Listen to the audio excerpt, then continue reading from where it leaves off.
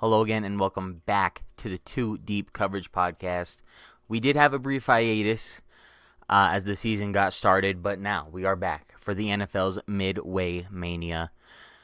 This week we're going to be going over some of the league's best, worst, and some mediocre teams as well as we get to the halfway point of the 2025 NFL season.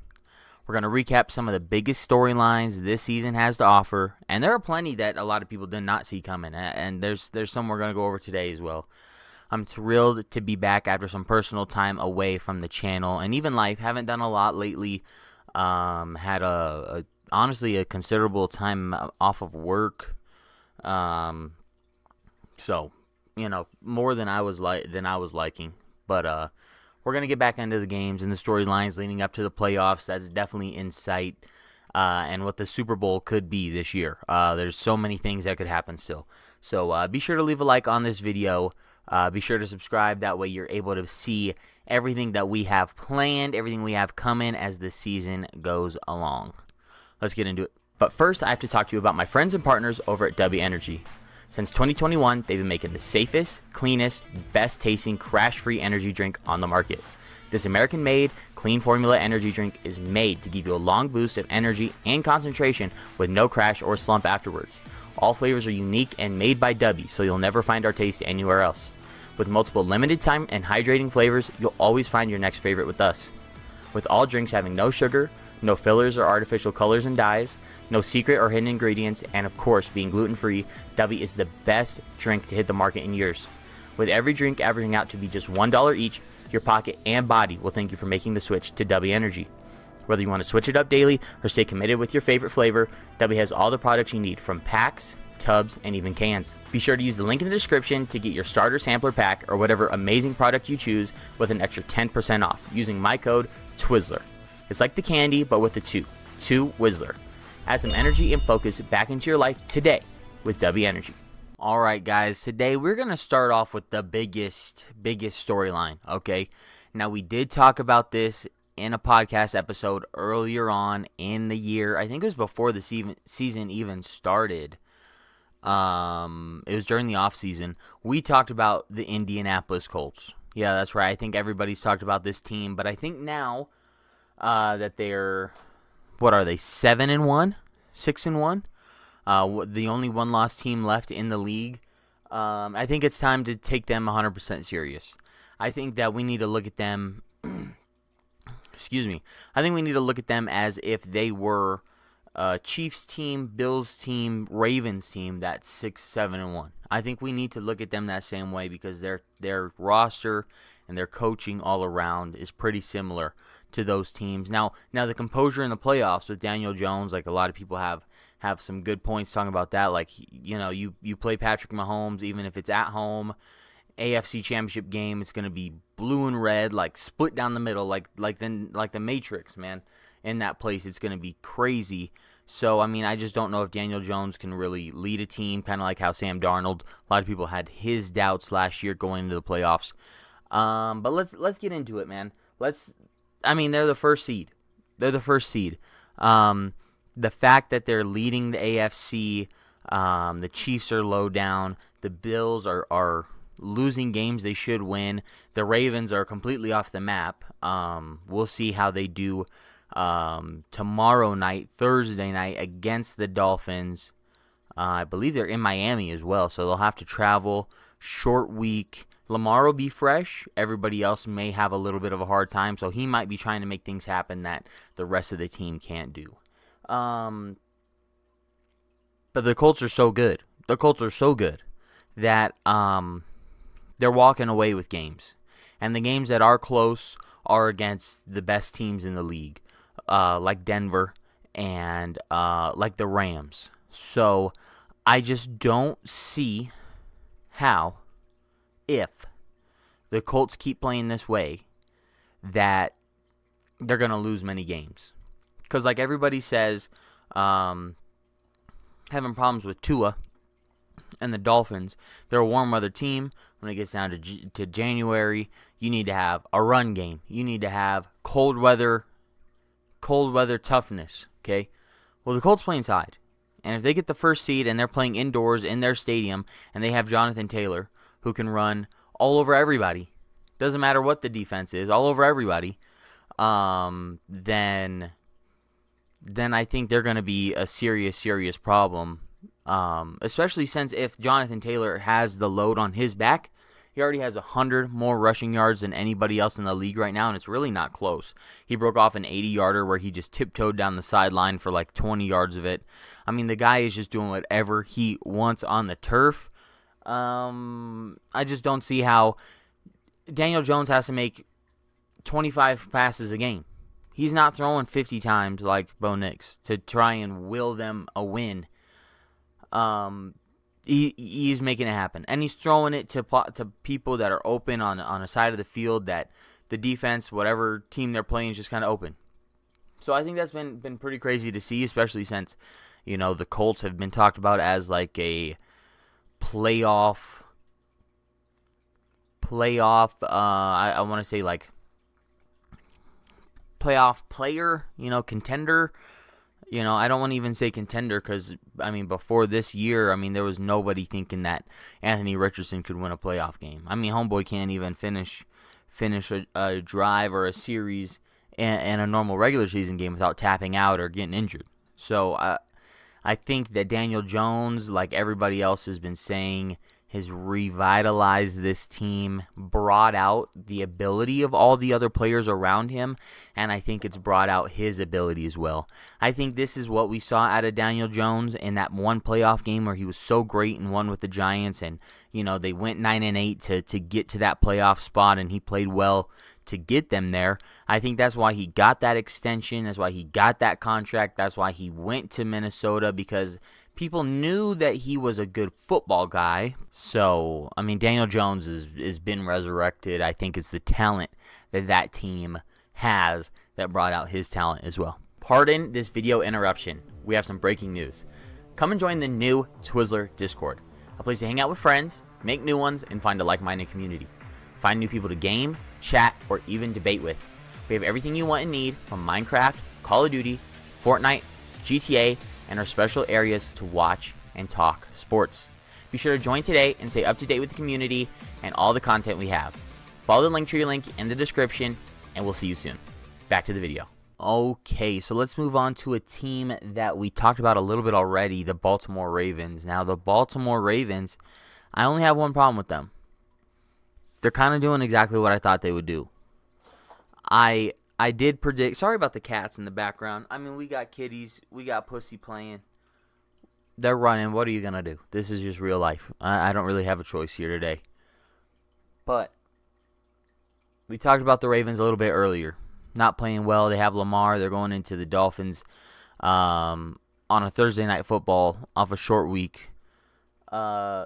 So this is going to be a big game. They're 2-5. They just beat my Chicago Bears pretty handedly. Kind of showed all the weaknesses of our team very quickly. But they're 2-5. They can be 3-5 after this game. It looks like the Bengals are going to be without Joe Flacco even this weekend. He's looking injured, so the Bears might get a win over them. So that's going to keep the Bengals, I think, at 3-6. So you're going to have a 3-5 Ravens team who's on the up, a 3-5 Bengals team who's on the down or the stagnant, not going to get very many wins. And then you have a Steelers team that seems to be running into a harder schedule. I think it's a division that has a chance to kind of still meander and still open up, especially for the Ravens, who have Lamar Jackson coming in, I would say, at 100%. Later into the year than he's been ever. So, I mean, he's coming in at 100% halfway through the year. He's going to be in the playoffs in better shape than a lot of other quarterbacks and a lot of other teams. So, I'm hoping that that's an advantage and not a disadvantage, that he doesn't come back and he's rusty or slow. That's what I'm worried about. It seems like Derrick Henry this year is irrelevant in their game plan. Last year they fed him a lot. Even in the first game this year against the Bills, they fed him a lot. He ran well, had a lot of yards, and a lot of touchdowns even. But now it seems like after his few fumbles, they maybe lost confidence in his ability to hold on to the ball. They even said that when they were playing the Bears last week, they had in their backup running back for these like random late game first, second, third down runs to try and kill the clock. And it's like, okay, does that mean you're resting Henry at the end of the game, or you don't trust him with the ball? Because they had him out. He ran that touchdown, kind of a untouched run through, late game touchdown. So he was in there, but he wasn't being handed these like run into the pile, chew clock situations. So they might not trust him with the ball. Maybe that's not why they're not giving him the ball as much. He has less of a big play ability compared to somebody like JT or Saquon Barkley, and is not a receiving back. So, I mean, Derrick Henry seems to be very limited, not only by his own ability and it's really his frame that doesn't allow him to be very agile, but since he's limited in his frame and his body style as a catching back, he's definitely needing to run more, and the team is not letting him, or they just don't trust him with the ball. I mean, he's a premier back, top back, 1, 2, or 3 in the league, and this year he's playing like 5 or 6. I mean, he's 12th in yards, behind Saquon again, and Saquon is having a down year. Everybody's saying it. He's having a down year, and he's got 50, 60 more rushing yards than Derrick Henry. So I just think that it kind of shows where they're at with him. But at the end of the day, I think this might come back down to John Harbaugh, because he's been the coach for so long. The last time he had success was with Flacco, and of course, they're perennial playoff contenders, but so is Peyton Manning, and he only has 2 Super Bowls where Brady has 7. So I think that it just kind of puts in perspective, like, being in the AFC Championship doesn't really matter if you don't win. I think, for a broad scale of things, for talking, for shows like this, for shows on TV, for radio shows, for, water cooler talk, I think it's, it's good. Oh, yeah, they got to the AFC Championship. They're a top 2 AFC team last year. They beat the Bills, or this is 2 years ago now. So let's say the Bills, they got to the AFC Championship. They're a great team. They beat the Ravens, narrowly lost to the Chiefs. But I think if you get back to it, narrowly losing to the Chiefs every year isn't good enough. Because if you're in that position to be good enough to get to the second to last game of the year, I think ultimately your goal is to get to that last game. Even if you don't win, get to that last game. Slay that boss, kill that dragon that's guarding the ultimate prize of that Lombardi trophy. And the Ravens just haven't been able to do it. They haven't been as close as the Bills. They haven't been as composed as the Bills, and the Bills are still, it feels like, even at the end of last year, it was like, what do you do? It's like a rabbit in a hare situation. I mean, Josh Allen was so good in the regular season game, put them on his back to win that game, played well in the AFC Championship game, has a lead, comes back, 4th and 1, tush push. I mean, it's like just out of reach. As far ahead as they get, as confident in their mind as they can't win. So, and the Ravens are doing worse than that. So I think the Ravens have definitely fallen out of favor for a lot of people in the AFC, especially after this year. Their defense is bad when historically it's one of their better attributes. Same with the Steelers. It's just, this division is weird. They're playing like the AFC South. Bad records, old quarterbacks, irrelevant. I don't want to say irrelevant coaches, but I mean, Stefanski's going to be gone if the Browns keep losing. Harbaugh and Tomlin have been in the league for so long now that they're kind of thought of not as coaches for themselves, but coaches for those teams. And so it's not like Tomlin is a coach to where he leaves, he goes somewhere else. It'll just be Steelers too. It won't be like Mike Tomlin's team. It'll just be Steelers too. And I don't know if the Steelers are going to ever move away from that defensive identity, regardless if Tomlin leaves. Same thing with Harbaugh now. I mean, they have a defensive identity with a bad defense and a good quarterback who can't beat great players.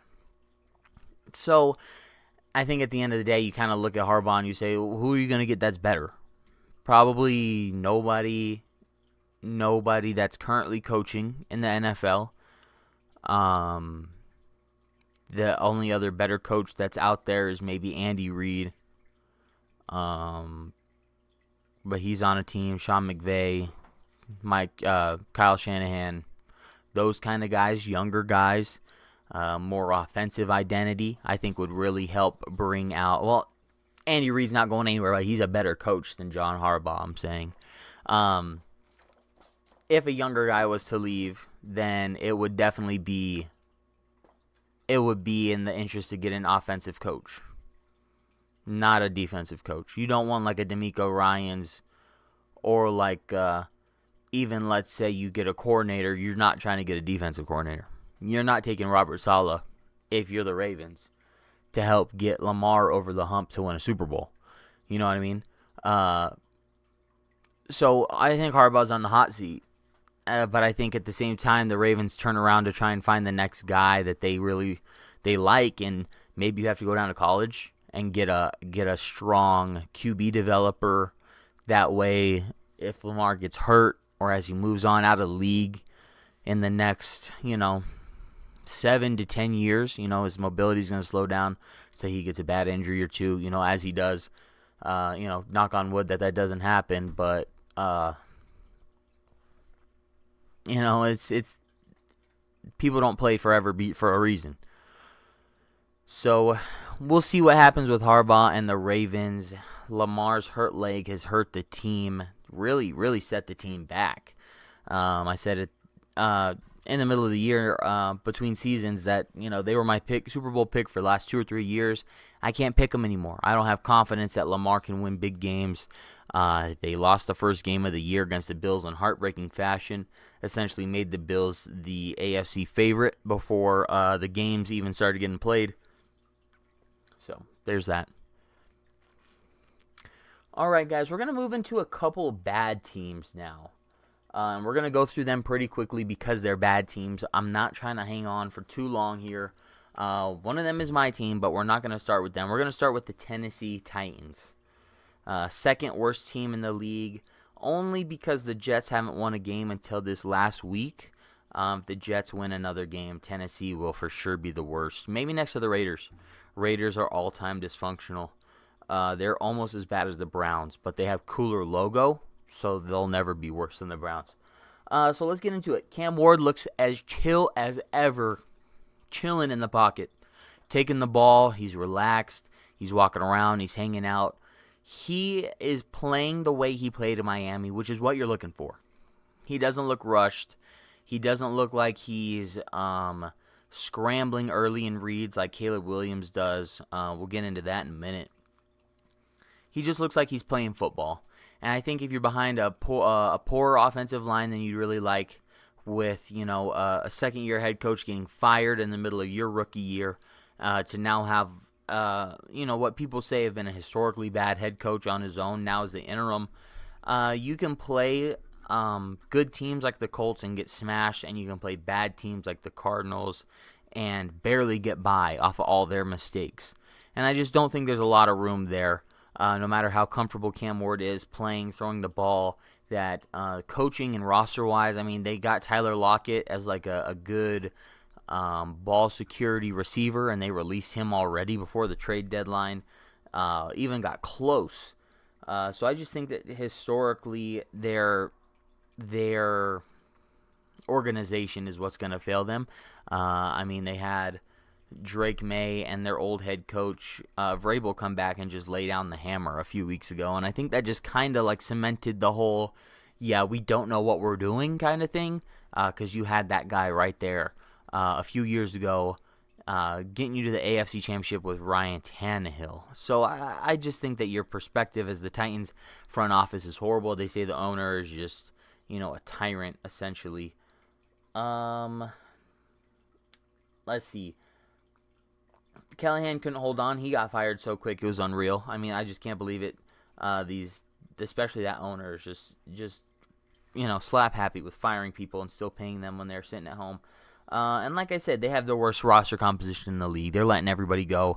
They don't have anybody that's even worthwhile genuinely on their team to even make it seem fair. Like, we're bringing in an NFL roster every week. A lot of teams can say that, and I don't think Tennessee is one of them. All right, guys, and we're going to move into another bad team, and I know this is going to sound crazy coming from me, but this next bad team is the Bears. My own team. The reason I say they're a bad team is for one big reason, and he wears number 18. And I know that hurts to say, but once I saw 18, I was like, dude, this is not going to be good. You're wearing 18. Like, Peyton Manning's the only guy that can ever rock 18. Williams with Ben Johnson isn't much better. If you listen to Colin Cowherd, like most people do, I'm sure, he says it himself, the scripted plays, the first 15, the opening drive or two, their first quarter, is great. Point differential, Caleb's yards, efficiency, passer rating, all that is fantastic in the first quarter. When you have the first 2 or 3 drives where you have those gimmies, you have those go-tos, you have a game plan where you kind of exploit certain sets or things that you see in the film leading up to the game. And he's great. Fantastic. Last year they were horrible. This year they're great. But after the first quarter, he kind of falls apart. His progressions get worse. He can't throw. He's trying to land spectacular plays instead of just taking the easy money per se. So, but considering the rest of the team is getting better. The defense under Dennis Allen isn't very good. We can get into that as the weeks go on. It's not very good. It's very takeaway dependent. But the rest of the team is playing better, motivated. Swift is playing better, stronger offensive line, better offensive identity, and just better play calling overall. So it's kind of hard to say Bears are the same. They're just bad because you see the plan that's there. You see the plays that he's trying to run. You see the passes that he's trying to open up. And it seems like if Caleb was, I don't want to say ability because anybody has unlimited ability if they have enough time to practice. But, his immediate translation of what they're trying to do is not working. And I was thinking today, walking around work, how does that training camp video with the net, how does that feel now? Poor accuracy, kind of a bad passer rating. The last 2 games, no touchdowns, but an interception in each game. How does that net video look? And how does that translate to how he's actually playing? It feels like that net video is exactly what he is. Inaccurate, a little jumpy, emotional, angry. And you saw it last year, getting sacked all the time. He'd be getting up in the third quarter like his body language was obviously saying, I am done trying because when I do, this is going to happen anyway. So I might as well make it easy on myself and just lay down for them. He has a lot of that kind of, it's not going my way, then I'm not going to put in the effort kind of guy. Like it's a very, we'll just move on to next week. And, maybe in college you get a little bit more leniency. You're on scholarship, you're a starter. Your big plays matter more than like your little ones. But in the NFL, it's like that's why Joe Flacco is starting over Jake Browning, who was the Cincinnati backup for like 3 years and played well for Joe Burrow before. But if you don't play well right now, it doesn't matter. So I think that this year it's very obvious that if Caleb Williams doesn't perform, that Ben Johnson is going to get a new quarterback. Whether they have Tyson Bagent compete in training camp or they draft somebody at like 14 to compete with Caleb, and then maybe he's a backup, or maybe he's like a dual QB option type thing. I can very easily see Ben Johnson getting rid of Caleb Williams. Not because he wants to or thought that he was bad, but because the little things aren't getting done. They're not. And it's pretty hard to watch considering that all the pieces around him just have to get the ball. So, that's my take on my team, the Bears. Let's move on. We're going to stay in division, though. We're going to go do the Packers. Jordan Love beat Aaron Rodgers this last week pretty handedly. Completed 22 passes in a row. Just a monster out there. Whether he was, throwing it short or long, whether the defense was blitzing or rushing for, it didn't really matter. Jordan Love had an answer, and he kind of just put the team on his back. It was pretty tough to see as a Bears fan. And I think watching Jordan Love, his improvisation, his jump around style, his I'll throw it up and my guy will be there, that he has more of a backyard football feel than Patrick Mahomes. Patrick Mahomes feels very coordinated, but very improvisational. Like he can improvise based off the play that's ran, where Jordan Love kind of just goes out there with no play. He's just like, all right, go. Like, just go run a route. And as he surveils everything and figures everything out, then he picks the best option and makes the play after he's made the read. He doesn't have a first, second, third read that he goes to. It seems like he has an overarching read of the whole field, and then he picks his best option as he goes through them, which seems crazy.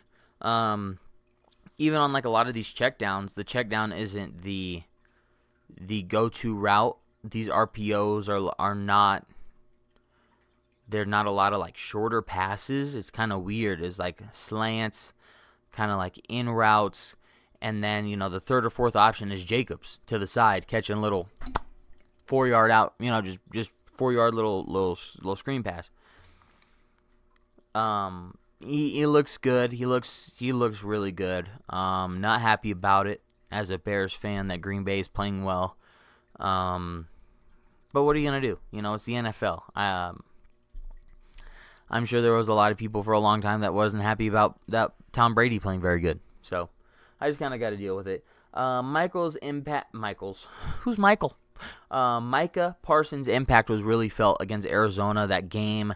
They got there late. They were having a hard time in that game. Arizona's not a bad team. I think that's the reason they haven't fired the coach or benched Kyler, even though he's been kind of injured. Is the games they've lost by, even against the Packers, they only lost by 4. I think in 5 or 6 losses, they've lost by a combined total of 3 touchdowns, 20 points. I mean, it's absurd to think that 3 games in a row they've lost in a last-second field goal that the other team made. 3 weeks in a row as time expires, 3 points. I think the Cardinals are a good team, and if Micah didn't get those sacks in the fourth quarter, it could have been a real problem. And then in Pittsburgh, too, I mean, he's really making Aaron Rodgers sweat.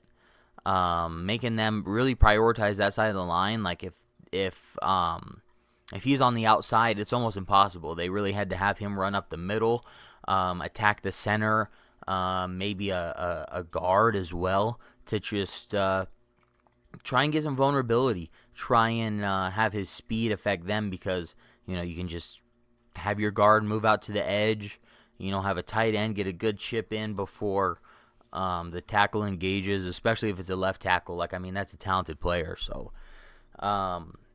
as good as Micah has been, his impact is being felt whether he's getting sacks or not, right? The one concern I have for this team, if I'm looking at it as not a Bears fan and I'm looking at it as an NFL fan, is as good as this team is, and as well as they played last year to get to the playoffs, 11-6, but only went 2-4. They went 1-5 in division. That was one of my big things in the offseason. They're now 2-0, so they're already better in division this year than last year. Can they win in division? And then secondly, so that ship was right. So that's good there. But my concern that I have now is, as the youngest team in the NFL, offense and defense combined, they're still the youngest combined roster in the NFL. As they get to game 18, 19, let's say they get the first seed and they get a bye, is that bye week gonna put nerves onto them because they're young? This might be a lot of their first opportunities. They've been in a real big or playoff situation since high school. So for them, I mean, you're 25, 26 years old. You played last big playoff game you played in was the high school state championship your senior year. You went to a good D1 school, but you maybe played in like the Potato Bowl or the TurboTax Bowl or the Hanes Underwear Bowl. Like, those aren't NFL playoff, 1 seed versus 5 seed divisional match at home. Like, the stakes are so much higher for a lot of these kids that transition from college into the NFL. So if you're all so young, I mean, is it really going to be able to translate? Is the composure going to be there? Is the coaching going to be there? I mean, we haven't really seen Matt LaFleur get a lot of wins in the playoffs other than Jordan Love just dog-walking the most nervous Dak Prescott I've ever seen on the planet Earth about 2 years ago.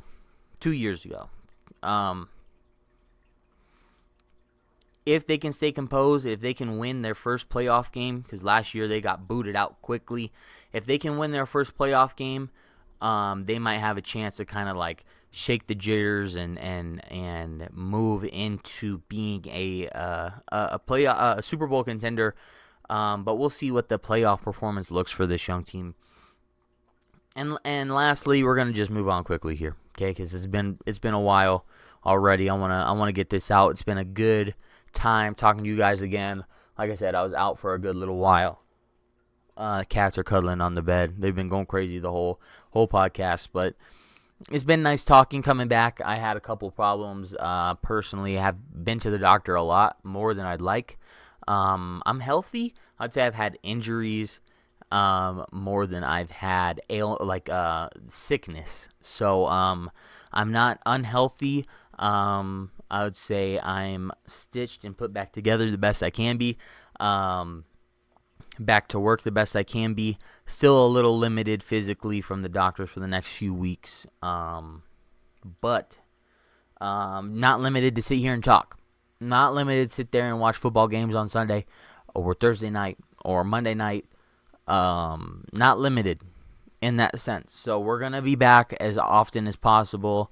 Able to get around and do things a little easier with my hands, and I just have a little bit more resources, a little more time to do the things that I want to do. But let's finish up with the Cowboys, seemingly one of the Packers' biggest rivals. They played again this year, and it was a light show. We didn't go over this game, a 40-40 tie. Two of the seemingly higher-powered offenses get into a defensive stalemate and just cannot get over the hump and score points in overtime. So they end up tying in a 10-minute overtime in Week 3 on Sunday Night Football. So it was fantastic.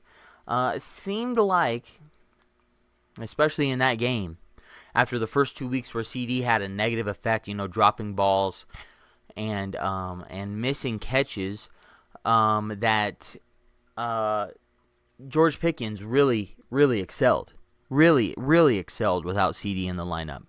And this last week against Denver, CD came back and Dak was forcing passes to him in the end zone right away. George Pickens had a one-on-one on the outside. I think it was the far side. And for a player like Dak, the throw would have been open, or a receiver like Pickens and a thrower like Dak, they would have made a connection. And the ball got forced inside to CD, kind of past two defenders, and got knocked out pretty easily. And I think that Dak is comfortable throwing it to CD, and he knows that he's a good player, and he knows he can catch a lot of passes. But I think Lamb is a very streaky receiver, rather than like a ball dominator receiver. Think about like Randy Moss. Like everything that got thrown at Randy Moss, he went up and got it. That's how I think of George Pickens. He goes and gets it because he wants that ball in his hands. He's not catching it because it was thrown well. He wants to catch it because it was thrown his way, and he's that guy. I feel like George Pickens is the harder version of what A.J. Brown is presenting. Like A.J. Brown, it seems like he's soft and like posting book quotes and on Instagram and use me but don't use me. Inner self-excellence. I'm self-excellent. Like he's very standoffish, very middle school. And George Pickens is very like, walk in, I'm the man. Give me the ball. If you don't give me the ball, you're dumb. Because I'm better. I'm good. Where A.J. Brown is like, if you don't give me the ball, you must not think much of me. And that hurts me. Like that's what I think of A.J. Brown and his antics right now. So CD being out really let Pickens excel because he was able to go and get the ball. And it was his ball to go get, where now he has to wait for the opportunity he's given, which is obviously already less. And I felt like the absence of his impact was a big reason why they got completely blown out on Sunday. Diggs on his post-ACL injury is not the same who he is, or who he was, one of the top corners in the league.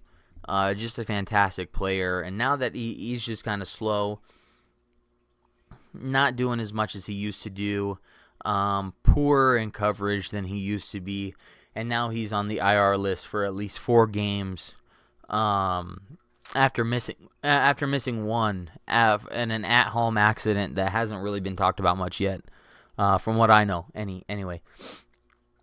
So they lost that piece, but it doesn't seem like they've slowed down much on defense. Their defense is losing them games. Think about the run game in Denver. Think about the run game in Carolina. I mean, you can't lose to Carolina. If you're a good team, like the Buffalo Bills are a good team, you beat Carolina 40-6. If you're a struggling team, you might lose to Carolina like the Cowboys did. And as good as the offense is, I think there's a reason many people just aren't being. There's not a conversation as, are the Cowboys a playoff contender? And no. Can they get to the playoffs? Like, yeah, how many games is Jane Daniels going to be injured? Cam Skadaboo's out. That was one of their lifelines. Jackson Dart has already been hurt like 2 times in his first 2 games. Malik Neighbors is out for the season. And maybe, so essentially if the Cowboys can stop losing to teams like Carolina and not get blown out against, I would say Denver's playing really well this year so far. When they've needed to, but I mean they're not the Ravens, or even the Ravens this year, the Bills, or the Chiefs by any means. So it's just hard. It's hard for the Cowboys. It just honestly is hard for the Cowboys. They just don't have much to give right now. Oh, it looks like I got one more team I got to talk about, guys. So we're gonna keep this going a little longer. I know I already basically closed it out before this segment here on the Cowboys, but. We're gonna go down one more team, also in blue. We're gonna talk about the Lions. They're the next best team after Green Bay. I think that's pretty obvious after this last game that Tampa Bay played against New Orleans. They did not look particularly good, especially Baker. Very disconnected, high throws, low throws, overthrowing, underthrowing. I mean, he looked razzled. It looked like he felt the pressure to perform. Like for the first time this season, or even over the last few, it felt like he knew people were watching for a reason rather than just like watching to criticize, in a way. Same thing like with Daniel Jones and the Colts at the beginning of the season. I feel like people were watching and waiting to criticize. And then after like week 3, they were waiting and watching for the fall and waiting to see like how long is this going to last. And now we're halfway through the year, and unless Indianapolis loses out, which would be insane, I think a lot of things would have to happen for that to happen. To have like a Chicago Bears, Jay Cutler, season-ending injury kind of year where they start off 7-1 and then finish the year 7-9 and lose 8 straight. I just think it would take a lot for the Colts to even just lose every game except 2 for them to go 8-9. I think it would be almost impossible with how well they're playing. But the Lions are the next best team next to Green Bay. I don't even know how I got back to Indianapolis, man. I really don't, and I'm going off today. The defensive unit is largely hurt again. But it's in their secondary this time rather than their line and linebackers. So now a lot of teams who maybe are even poor at throwing down the field are being able to take advantage against a very, very good Lions team. I think that's what we saw when the Lions played against Kansas City and lost pretty handedly. And then the next week they come out and play a Tampa Bay team who is playing better than the Chiefs and end up looking way better against them and their defense. And then their defense just seemingly can't catch a break over these last couple of years.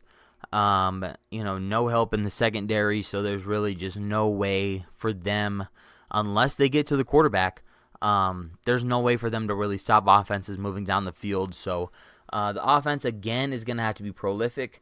A lot of points scored, a lot of efficiency. You can't miss throws. You can't miss catches. That's why that 4th down throw against the Chiefs, I'm pretty sure it was against the Chiefs. They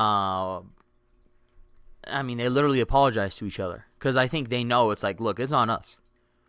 We have Jared Goff, Amon-Ra, Jameson Williams, Jahmyr Gibbs, and Sam Laporta, and Penei Sewell. Those like 7 or 8 guys are going to be the core group of guys that carries the entire team forward because their defense unit, as good as they're still being coached as well, is just lacking. Okay? So,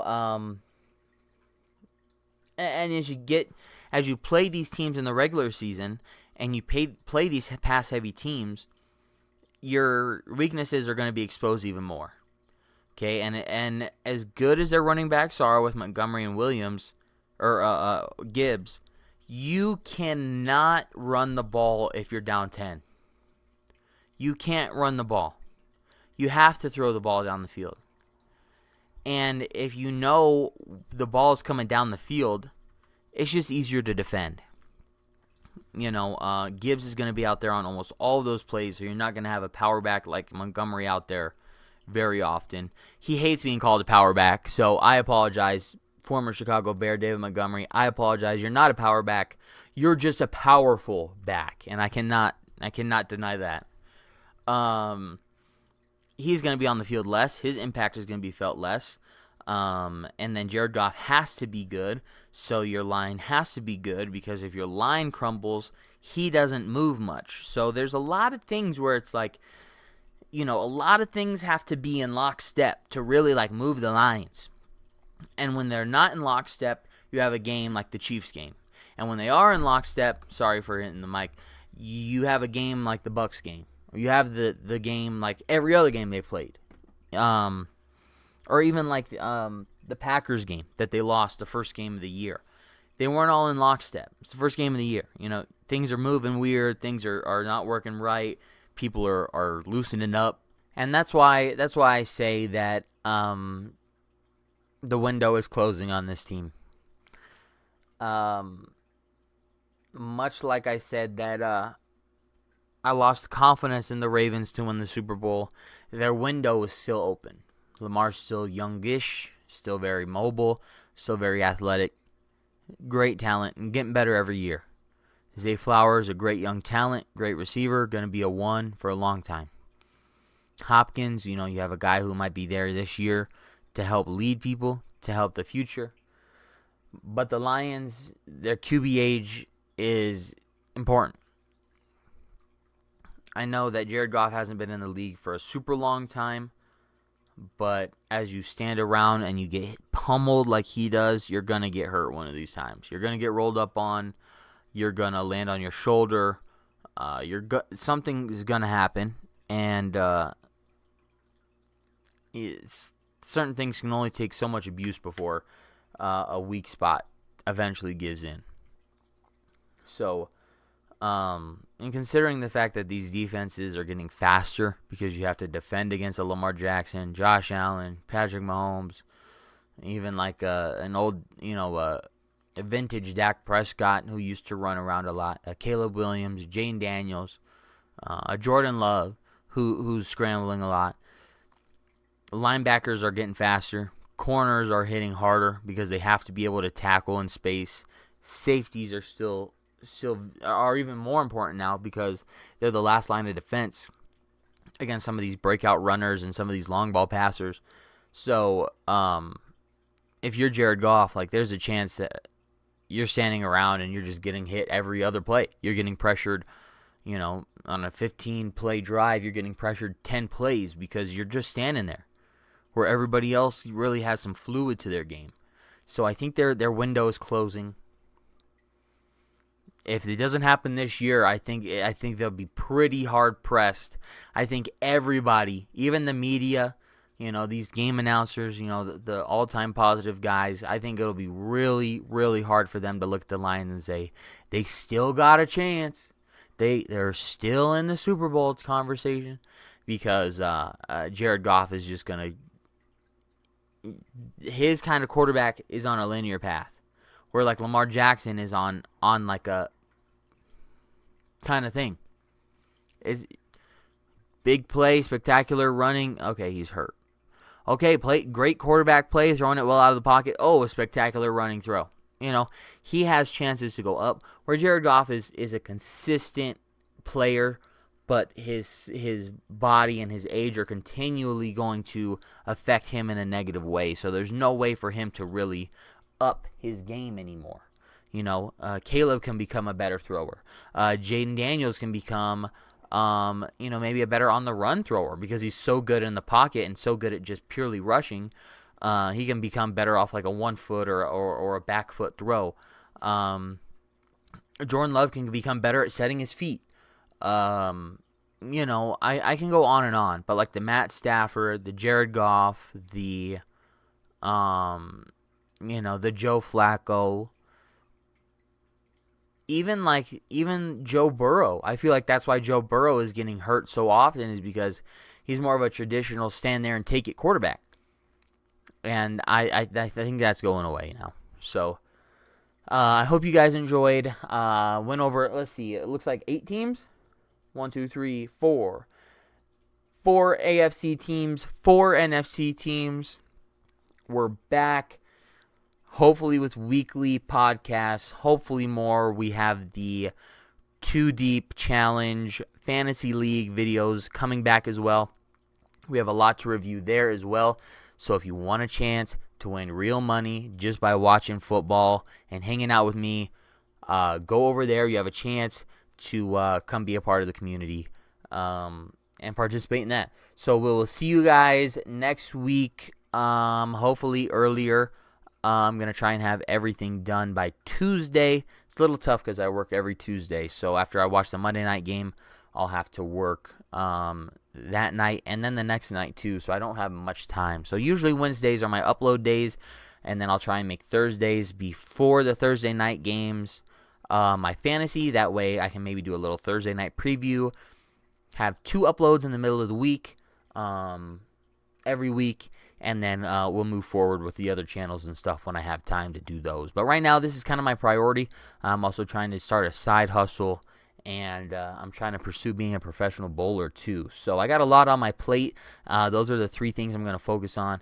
The content that I want to do,